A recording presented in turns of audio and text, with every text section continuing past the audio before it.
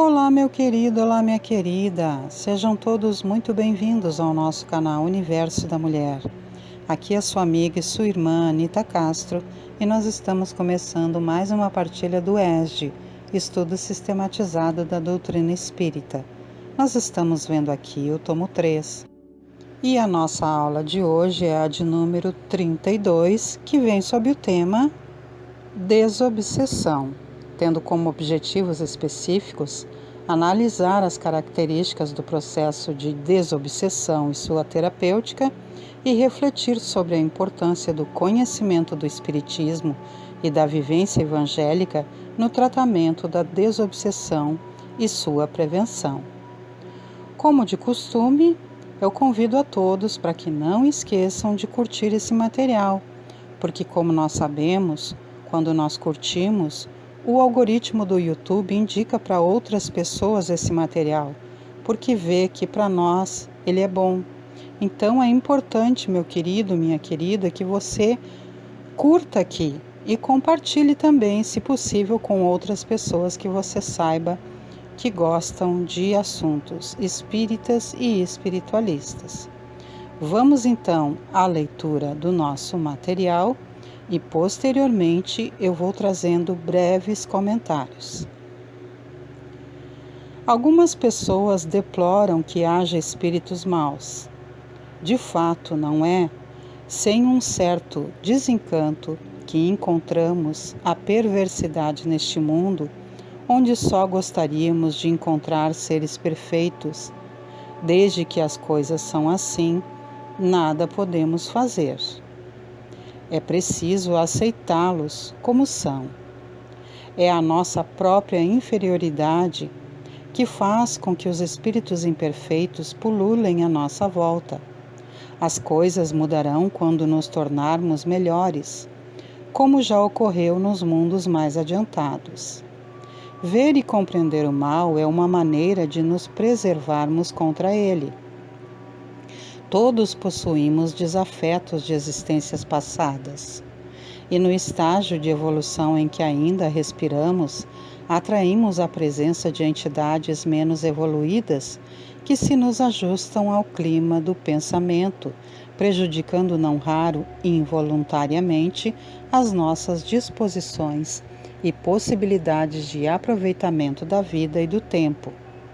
A desobsessão vige, desse modo, por remédio moral específico, arejando os caminhos mentais em que nos cabe agir, imunizando-nos contra os perigos da alienação e estabelecendo vantagens ocultas em nós, para nós e em torno de nós, numa extensão que, por enquanto, não somos capazes de calcular.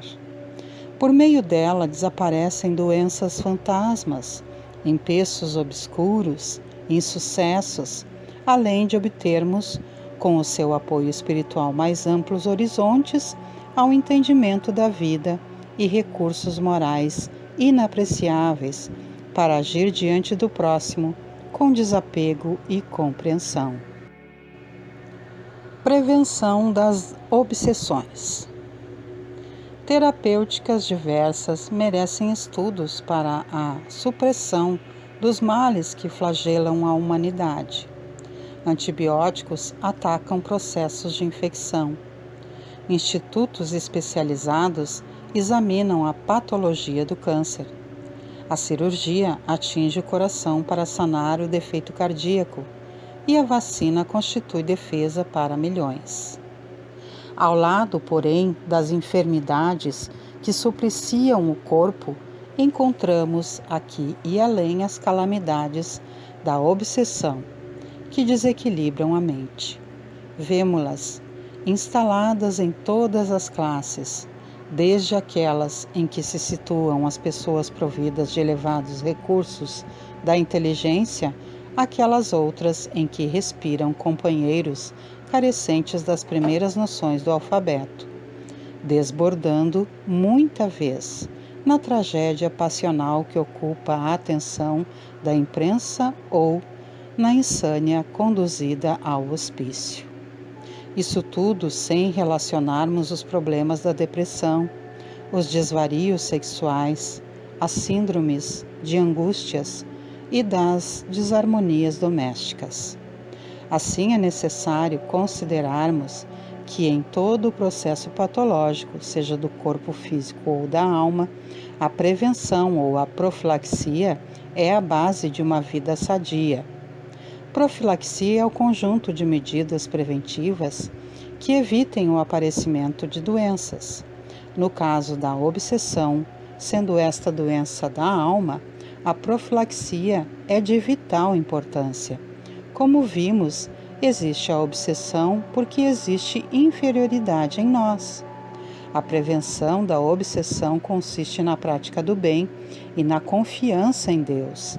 Sendo assim, os espíritos da codificação nos orientam.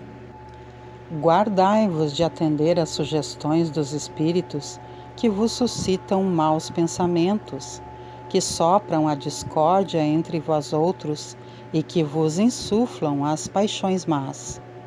Desconfiai especialmente dos que vos exaltam o orgulho, pois que esses vos assaltam pelo lado fraco.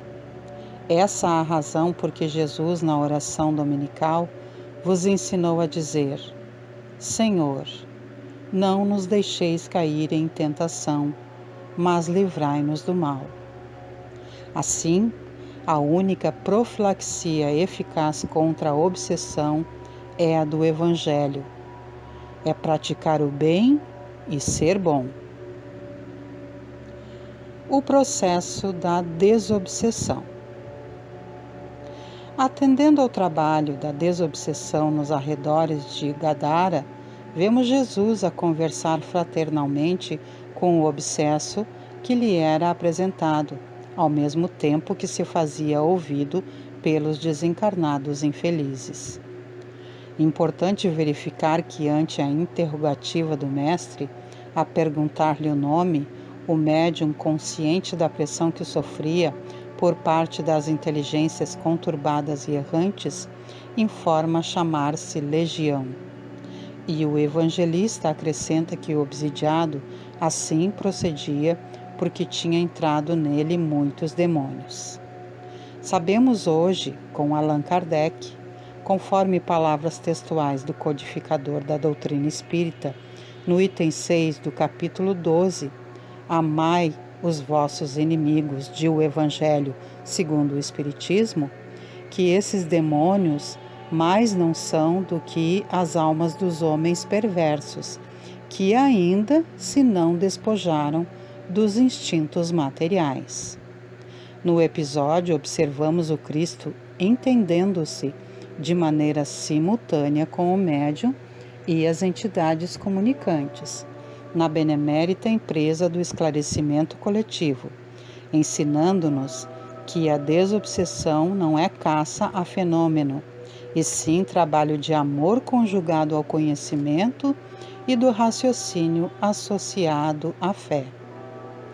Analisando o problema da obsessão num grau de maior gravidade, Kardec expõe o seguinte: nos casos de obsessão grave, o obsidiado fica como que envolto e impregnado de um fluido pernicioso, que neutraliza a ação dos fluidos salutares e os repele. É daquele fluido que importa desembaraçá-lo. Ora, um fluido mau não pode ser eliminado por outro igualmente mau. Por meio de ação idêntica à do médium curador, nos casos de enfermidade, preciso se faz expelir um fluido mau com o auxílio de um fluido melhor. Nem sempre, porém, basta esta ação mecânica. Cumpre, sobretudo, atuar sobre o ser inteligente, ao qual é preciso se possua o direito de falar com autoridade, que, entretanto, falece a quem não tenha superioridade moral. Quanto maior esta for, tanto maior também será aquela. Mas ainda não é tudo. Para assegurar a libertação da vítima, indispensável se torna que o espírito perverso seja levado a renunciar aos seus maus desígnios. Que se faça que o arrependimento desponte nele, assim como o desejo do bem, por meio de instruções habilmente ministradas em evocações particularmente feitas com o objetivo de dar-lhe educação moral. O trabalho se torna mais fácil quando o obsidiado, compreendendo a sua situação, para ele concorre com a vontade e a prece. Outro tanto não sucede quando, seduzido pelo espírito que o domina, se ilude com relação às qualidades deste último e se compraz no erro a que é conduzido, porque então, longe de a secundar, o obsidiado repele toda assistência. É o caso da fascinação, infinitamente mais rebelde sempre do que a mais violenta subjugação.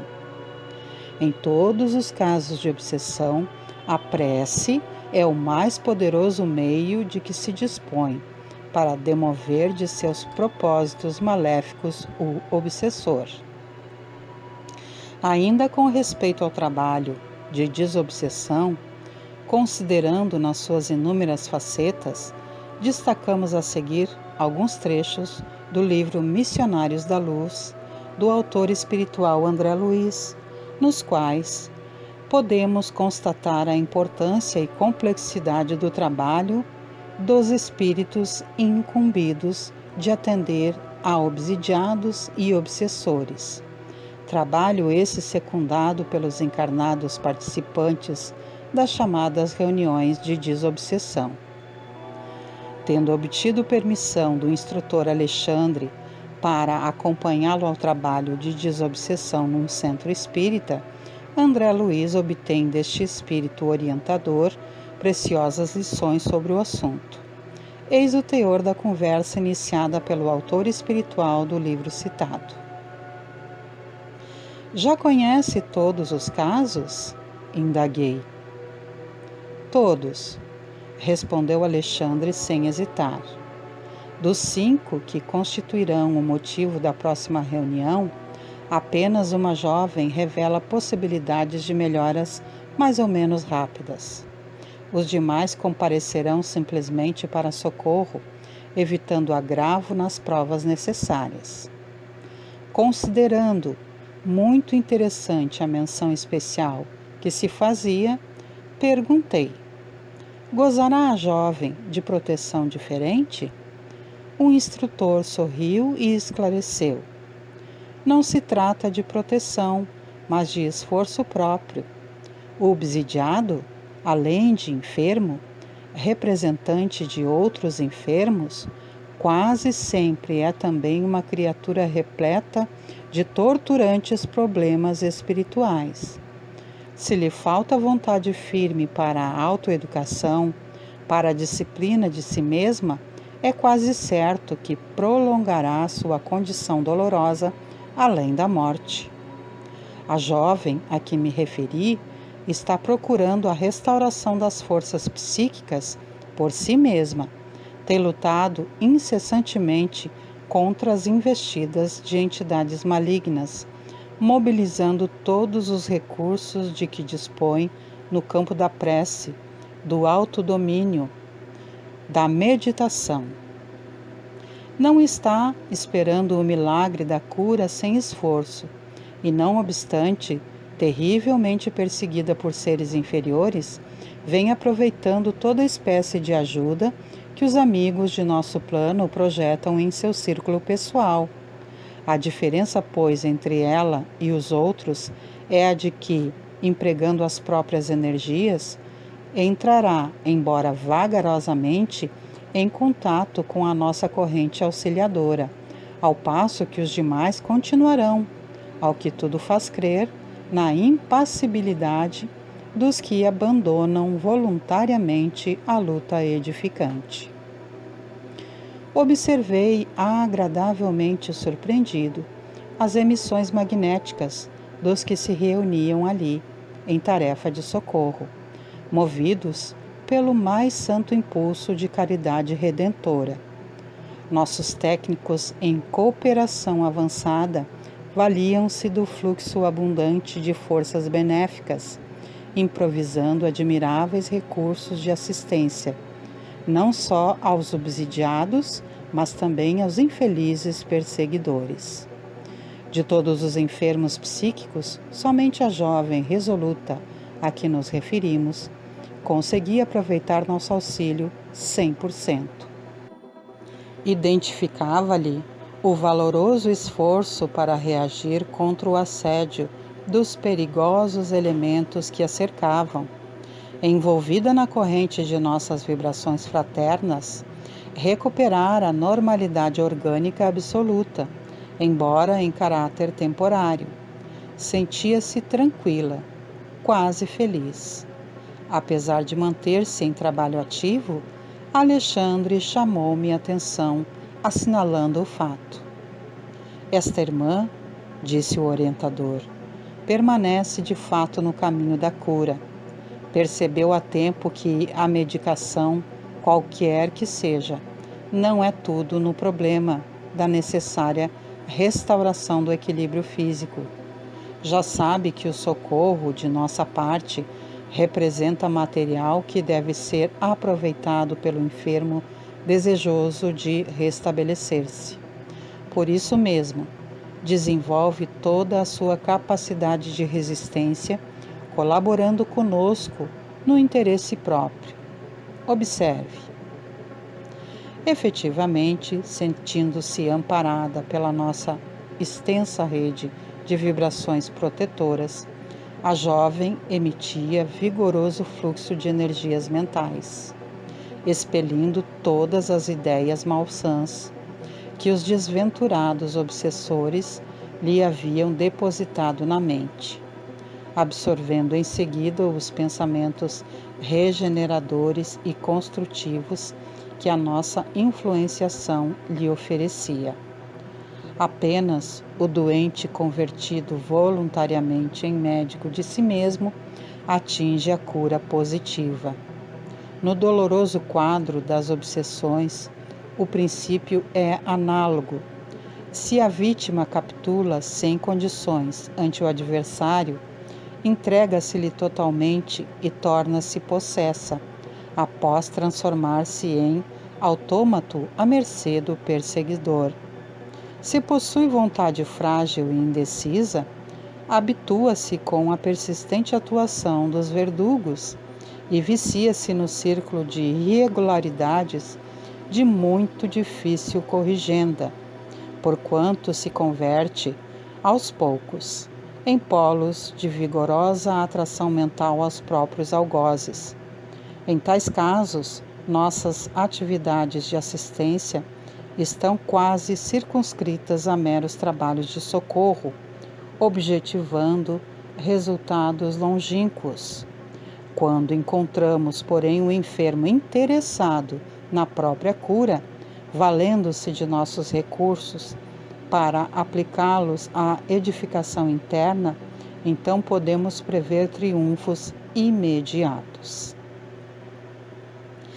É fundamental compreender que, na terapêutica da desobsessão, o Espiritismo possui recursos valiosos, auxiliando a combater as influências negativas.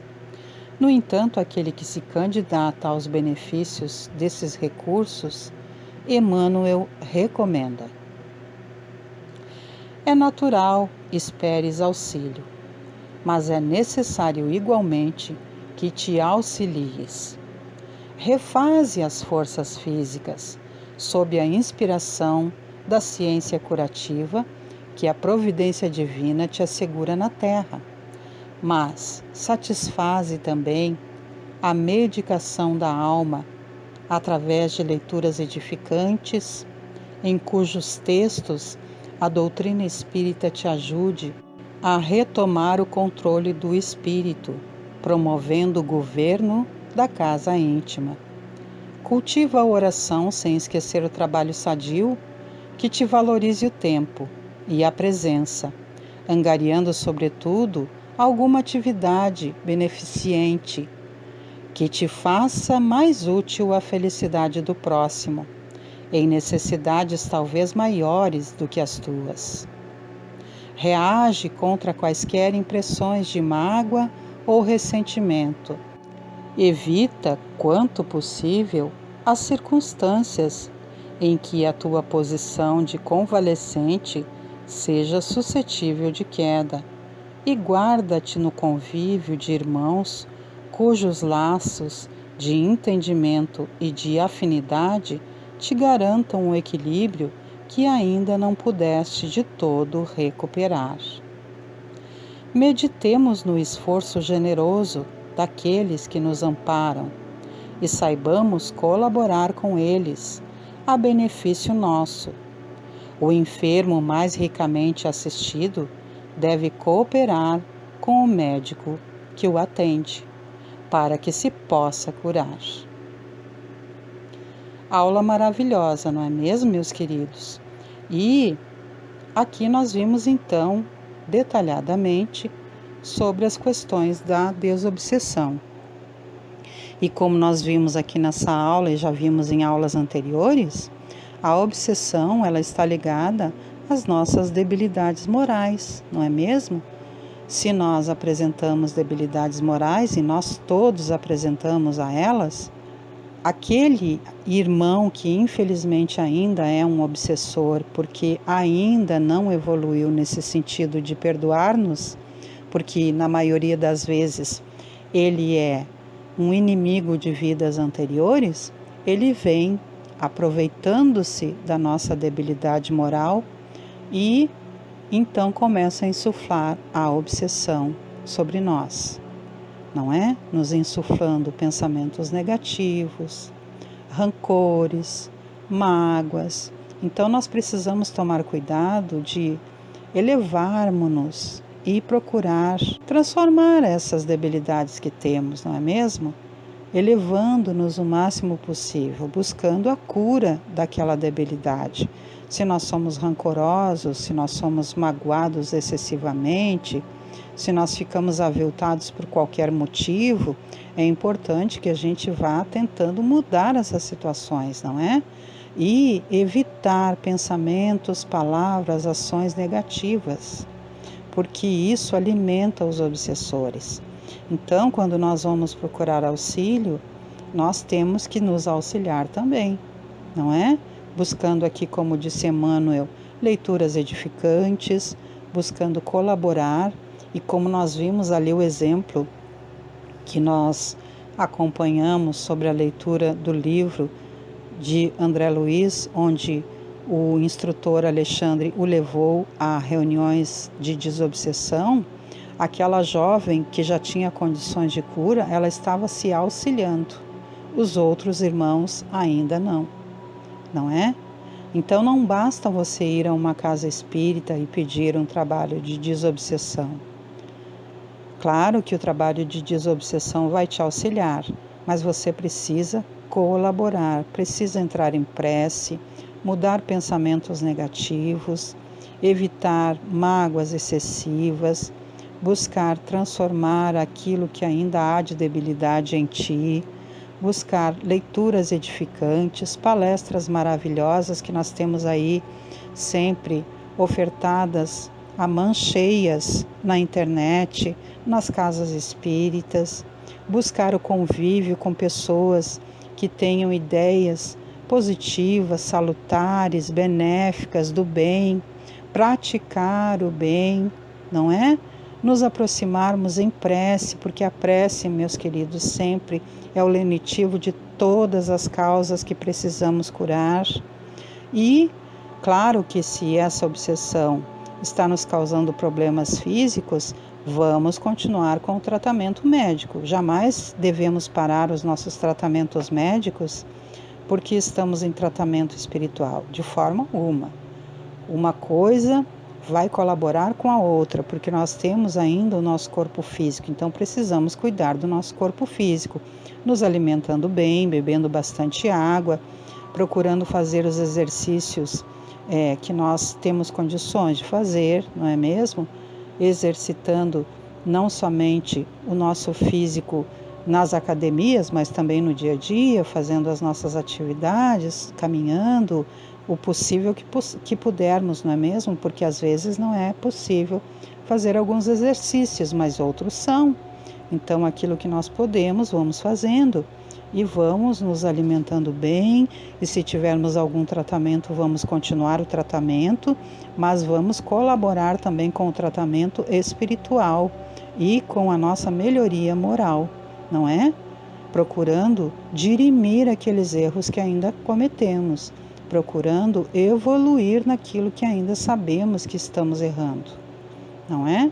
E evitar vitimismo, evitar excesso de mágoa, procurar perdoar, procurar elevar-nos, procurar fazer muita prece e procurar nos aproximarmos das pessoas de bem, das pessoas que fazem o bem e dos locais que vão elevar o nosso coração, o nosso ser, a nossa alma, fazendo o bem, praticando o máximo possível aquilo que nós podemos através das nossas condições que todos temos de ofertar o nosso melhor àqueles que precisam. Assim, então, meus queridos, nós vamos encerrando essa aula de hoje. Se preciso for, vamos voltar novamente aqui à audição dessa aula, escutar com atenção, buscar praticar o máximo possível os aconselhamentos que recebemos aqui e procurar elevar-nos sempre.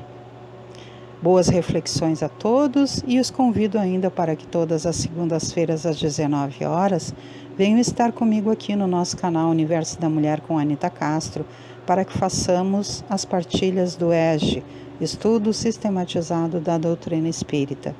Todas as quartas-feiras, venha para cá para nos reunirmos e fazermos juntos o Evangelho no Lar.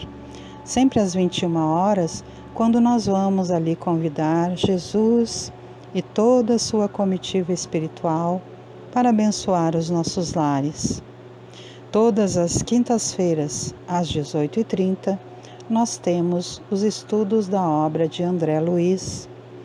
E todas as sextas-feiras, às 18 horas, a partir do momento do passe, nós temos, sob direção da nossa querida amiga, benfeitora e mentora Maria da Soledade, juntamente com os benfeitores amorosos, todos eles a serviço de Jesus, que vem nos ofertar o passe para a renovação das nossas energias. Assim sendo, meus queridos, com uma singela, mas muito sincera oração, me despeço, pedindo ao nosso Pai querido, Deus, a nosso amigo, nosso mestre, nosso companheiro fiel de sempre, Jesus, a nossa mãezinha amorosa, tão acolhedora, tão querida, sempre nos levando pela mão até Jesus, sempre nos conduzindo pelos caminhos que nos levam a Cristo, aos nossos benfeitores espirituais, que eles todos continuem conosco, nos abençoando, nos iluminando, nos conduzindo ao bem, e que nós, com gratidão, com boa vontade, com esforço próprio, com dedicação, vamos cada vez mais e mais procurando praticar o bem que temos recebido deles e que temos aprendido no nosso dia a dia, para que façamos valorização desse tão grande amor que nunca nos abandona e nunca nos deixa sós, apesar das nossas debilidades. Que assim seja. Deixo um grande beijo no coração de todos e me despeço, desejando que haja sempre em nossos caminhos muita, muita paz e harmonia. Até o nosso próximo encontro, meus queridos e minhas queridas. Tchau, tchau.